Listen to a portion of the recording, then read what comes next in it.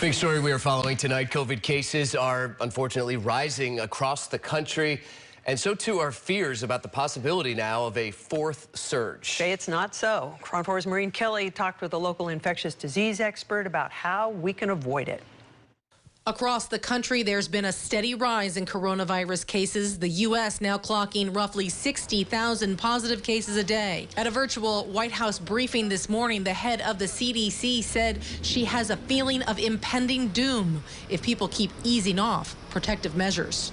I'm speaking today not necessarily as your CDC director, and not only as your CDC director, but as a wife, as a mother, as a daughter, to ask you to just please hold on a little while longer.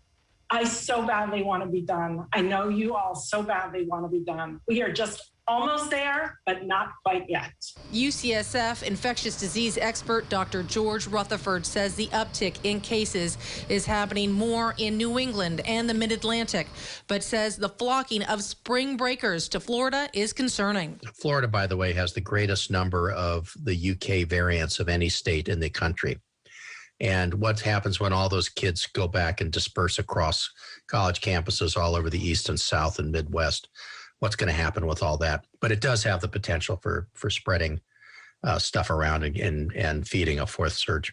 He expects the increase in vaccinations and naturally occurring immunity will keep a potential fourth surge from being as big as previous surges. And so far, he says, we're not seeing any signs of this in California or much of the West. But just understand that travel is problematic, and there are parts of the country where there is ongoing transmission. There is ongoing transmission with variants, and I think people need to be careful and really think twice around here as we enter the spring holidays. And of course, wear masks, continue with social distancing, avoid large, poorly ventilated indoor areas, and get vaccinated when it's your turn. Non-essential travel is still discouraged, and it's recommended that anyone who leaves the state quarantine for 10 days once they come home. Maureen Kelly, KRON 4 News.